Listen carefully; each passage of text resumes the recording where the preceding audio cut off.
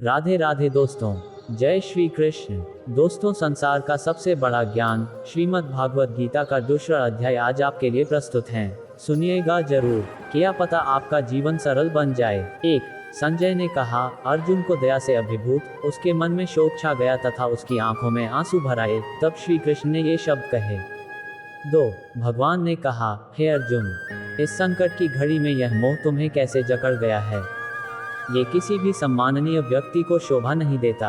यह उच्च लोकों की ओर नहीं बल्कि अपमान की ओर ले जाता है। 3, हे पार्थ, इस अपुरुषत्व के आगे झुकना तुम्हें शोभा नहीं देता। हे शत्रुओं को पराजित करने वाले, हृदय की ऐसी क्षुद्र दुर्बलता को त्याग कर उठो। 4, अर्जुन ने कहा, हे मधुसूदन, मैं युद्ध में भीष्म और द्रोणाचार्य जैसे पुरुषों पर बाण कैसे चला सकता हूँ जो मेरे पूजनीय हैं। 5, इन महानुभावों को, जो मेरे गुरु हैं, मारकर जीवन का आनंद लेने की अपेक्षा इस संसार में भीख मांगकर जीना बेहतर होगा। यदि हम उन्हें मार देंगे तो हमारे द्वारा भोगी गई संपत्ति और सुख सुविधाएं रक्त से सनेंगी। 6, हम ये भी नहीं जानते कि इस युद्ध का कौन सा परिणाम हमारे लिए बेहतर है, उन पर विजय पाना या उनसे पराजित होना। उन्हें मार डालने के बाद भी हम जीवित रहने की इच्छा नहीं करेंगे। फिर भी वे धृतराष्ट्र के पुत्रों का पक्ष लेकर युद्धभूमि में हमारे सामने खड़े हैं। 7, मैं अपने कर्तव्य के प्रति असमंजस में हूँ तथा चिंता और कायरता से घिरा हुआ हूँ। मैं आपका शिष्य हूँ तथा आपके प्रति समर्पित हूँ। कृपया मुझे निश्चित रूप से बताएं कि मेरे लिए क्या सर्वोत्तम है। 8, मैं अपनी इंद्रियों को सुखा देने वाले इस दुख को दूर करने का कोई उपाय नहीं खोज पा रहा हूँ। चाहे मैं पृथ्वी पर एक समृद्ध और अद्वितीय राज्य जीत लूं या स्वर्ग के देवताओं के समान प्रभुता प्राप्त कर लूं, तो भी मैं इस दुख को दूर करने में असमर्थ हो जाऊंगा।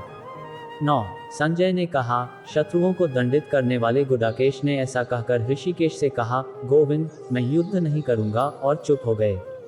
10, हे धृतराष्ट्र, तत्पश्चात दोनों सेनाओं के मध्य में श्री कृष्ण ने शोकग्रस्त अर्जुन से हंसते हुए ये शब्द कहे। 11, भगवान ने कहा, तुम ज्ञान की बातें करते हुए भी उस बात के लिए शोक करते हो जो शोक करने योग्य नहीं है। बुद्धिमान व्यक्ति न तो जीवितों के लिए शोक करता है और न ही मृतकों के लिए। 12, ऐसा कोई समय नहीं था जब मैं न था, न तुम थे, न ये सभी राजा थे, और न ही भविष्य में हम में से किसी का अस्तित्व समाप्त होगा। 13, जैसे शरीरधारी आत्मा बचपन से युवावस्था और फिर वृद्धावस्था में निरंतर जाती रहती है, वैसे ही मृत्यु के समय आत्मा दूसरे शरीर में चली जाती है। बुद्धिमान लोग इससे भ्रमित नहीं होते। 14, हे कुतिपुत्र, इंद्रियों और इंद्रिय विषयों के बीच संपर्क से सुख और दुख की क्षणिक अनुभूतियां उत्पन्न होती हैं। ये अस्थायी हैं और सर्दी और गर्मी के मौसम की तरह आते जाते रहते हैं। हे भारतवंशी, इन्हें बिना विचलित हुए सहन करना सीखना चाहिए। 15, हे अर्जुन, जो पुरुष सुख दुख से प्रभावित नहीं होता तथा दोनों में स्थिर रहता है, वह मोक्ष का अधिकारी होता है। 16, क्षणभंगुर की कोई स्थिरता नहीं है और शाश्वत की कोई समाप्ति नहीं है। सत्य के दृष्टाओं ने दोनों की प्रकृति का अध्ययन करने के बाद ये बात देखी और निष्कर्ष निकाला है। 17, जो संपूर्ण शरीर में व्याप्त है उसे अविनाशी जानो। अविनाशी आत्मा का नाश कोई नहीं कर सकता। 18, केवल भौतिक शरीर ही नाशवान है, उसके भीतर स्थित आत्मा अविनाशी, अपरिमेय और शाश्वत है। इसलिए हे भारतवंशी, युद्ध करो। 19, उनमें से कोई भी ज्ञान में नहीं है, एक जो सोचता है कि आत्मा मार सकती है और दूसरा जो सोचता है कि आत्मा को मारा जा सकता है, क्योंकि वास्तव में आत्मा न तो मारती है और न ही उसे मारा जा सकता है। 20, आत्मा न तो कभी जन्म लेती है, न ही कभी मरती है, न ही एक बार अस्तित्व में आने के बाद कभी समाप्त होती है। आत्मा अजन्मी, शाश्वत, अमर और अजर है। शरीर के नष्ट हो जाने पर भी यह नष्ट नहीं होती। 21, हे पार्थ, जो व्यक्ति आत्मा को अविनाशी, नित्य, अजन्मा और अपरिवर्तनीय जानता है, वह कैसे किसी को मार सकता है या किसी को मरवा सकता है। 22, जैसे मनुष्य पुराने वस्त्र त्याग कर नए वस्त्र धारण करता है, वैसे ही मृत्यु के समय आत्मा अपने पुराने शरीर को त्याग कर नए शरीर में प्रवेश करती है। 23, आत्मा को न तो शस्त्र काट सकते हैं, न अग्नि जला सकती है। आत्मा को न जल भिगो सकता है, न वायु सुखा सकती है।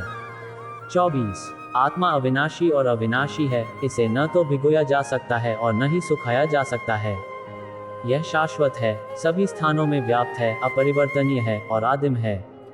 25, आत्मा को अदृश्य, अचिंत्य और अपरिवर्तनीय कहा गया है।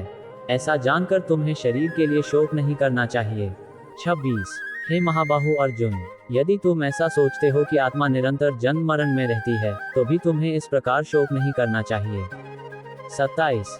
जो जन्म ले चुका है उसकी मृत्यु निश्चित है, और जो मर गया है उसका पुनर्जन्म अवश्यंभावी है। इसलिए जो अवश्यंभावी है उस पर शोक नहीं करना चाहिए। 28। हे भारतवंशी, सभी प्राणी जन्म से पहले अव्यक्त हैं, जीवन में प्रकट हैं और मृत्यु पर पुनः अव्यक्त हैं, तो फिर शोक क्यों करें। 29। कुछ लोग आत्मा को अद्भुत मानते हैं, कुछ लोग इसका वर्णन अद्भुत मानते हैं, कुछ लोग आत्मा के विषय में अद्भुत सुनते हैं, जबकि अन्य लोग सुनकर भी इसे समझ नहीं पाते। 30। हे अर्जुन, इस शरीर में निवास करने वाली आत्मा अमर है, इसलिए तुम्हें किसी के लिए शोक नहीं करना चाहिए। 31। इसके अलावा एक योद्धा के रूप में अपने कर्तव्य को समझते हुए तुम्हें विचलित नहीं होना चाहिए। वास्तव में एक योद्धा के लिए धर्म की रक्षा के लिए लड़ने से बेहतर कोई काम नहीं है। 32। हे पार्थ, वे योद्धा धन्य हैं जिन्हें धर्म की रक्षा के ऐसे अवसर अनायास ही प्राप्त हो जाते हैं, जो उनके लिए दिव्य लोकों की सीढ़ियां खोल देते हैं। 33। तथापि यदि आप अपने सामाजिक कर्तव्य और प्रतिष्ठा को त्याग कर इस धर्मयुद्ध को लड़ने से इनकार करते हैं, तो आप निश्चित रूप से पाप के भागी बनेंगे। 34। लोग तुम्हें काया और भगोड़ा कहेंगे। एक इज्जतदार इंसान के लिए बदनामी मौत से भी बदतर है। 35। जो महान सेनापति तुम्हारा बहुत सम्मान करते हैं, वे सोचेंगे कि तुम युद्धभूमि से डरकर भाग गए हो, और इस प्रकार वे तुम्हारे प्रति अपना सम्मान खो देंगे। 36। तुम्हारे शत्रु तुम्हें बदनाम करेंगे और बुरे शब्दों से अपमानित करेंगे, तुम्हारी शक्ति का अपमान करेंगे। अफसोस, इससे ज्यादा दर्दनाक और क्या हो सकता है। 37। यदि तुम युद्ध करोगे तो या तो युद्ध भूमि में मारे जाओगे और स्वर्गलोक जाओगे, या फिर विजय प्राप्त कर पृथ्वी पर राज्य भोगोगे। इसलिए हे कुंती पुत्र, दृढ़ निश्चय के साथ उठो और युद्ध के लिए तैयार हो जाओ। 38। सुख दुख, हानि लाभ, जय पराजय को समान मानकर कर्तव्य के लिए युद्ध करो। इस प्रकार अपना कर्तव्य निभाते हुए तुम्हें कभी पाप नहीं लगेगा। 39। अब तक मैंने तुम्हें सांख्य योग या आत्मा के स्वरूप के बारे में विश्लेषणात्मक ज्ञान समझाया है। अब हे पार्थ, मैं बुद्धि योग या बुद्धि योग बताता हूँ। जब तुम ऐसी समझ के साथ काम करोगे तो तुम कर्म के बंधन से मुक्त हो जाओगे। 40। इस चेतना की स्थिति में काम करने से कोई हानि या प्रतिकूल परिणाम नहीं होता, तथा थोड़ा सा प्रयास भी व्यक्ति को बड़े खतरे से बचा लेता है। दोस्तों, श्रीमद् भागवत गीता पूरा सुनने के लिए हमारे चैनल को सब्सक्राइब करें। वीडियो अच्छा लगे तो लाइक करना तो बनता है। भागवत गीता का दूसरा वीडियो आपको चैनल पेज पर मिल जाएगा। आज के लिए राधे राधे, जय श्री कृष्ण।